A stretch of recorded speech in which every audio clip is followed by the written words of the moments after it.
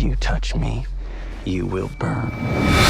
It's about a person who essentially discovers he has godlike powers, and the theme of religion and godliness seems like it's just a natural part of a story like that. And I wanted to portray slightly different perspectives in on that subject, from very atheist points of views to more a casual religious belief, to how would the world at large in a way deal with a character, a person who turns out not to be from any religion that is known. I found that to be a very intriguing subject matter. That's impossible.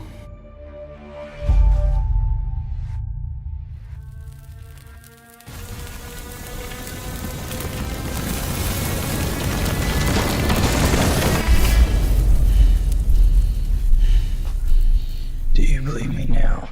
To me, it was always a very intimate movie. It was a movie about two people who meet, and two people with a similar trajectory in life, who have been traumatized, if you will, by past events, and they kind of each other, and it's kind of their little journey, a real road movie with them. But then at certain moments, I wanted to make sure that the movie peaked, and so you could kind of like, so you could go like this in waves, in scale, and because yes, as you're saying, you can't really compete with a $200 million Marvel movie. There's no point in it. So you have to make it the opposite. You have to make it grounded, out in the wilderness, in a car, on the road, in some rural area of the world nobody ever heard of. You have to just do it Marvel, the opposite of Marvel. How did this happen to you? I don't know. I don't care what he is. We need to find him quickly, get him under control. It was an intriguing balance between a psychological journey, a relationship movie, a road movie, and I found that to be fun to blend and try to balance all these elements. I felt it was a fun way into trying to figure out who would he actually get in contact with, and try to just not do the police person, whoever was there, but do something slightly different, to put them on a that is not necessarily the obvious one. Eric, stop this! I can't.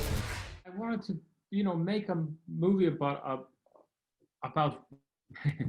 reality, where there are gray zones. The world isn't black and white. It isn't a hero and a villain. He does bad stuff unwillingly. He does good stuff. He's at heart just a regular person like we are, and he just happens to be in all this trouble and having to deal with troublesome issues.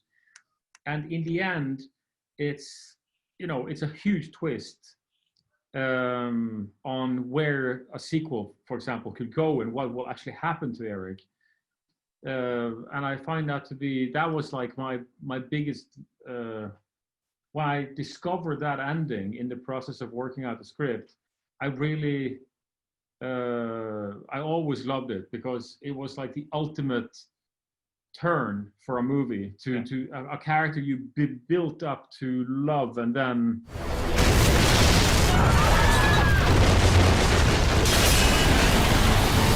it was definitely a setup for a sequel, for more a longer, bigger story. Absolutely, this to me is like the first act of a story.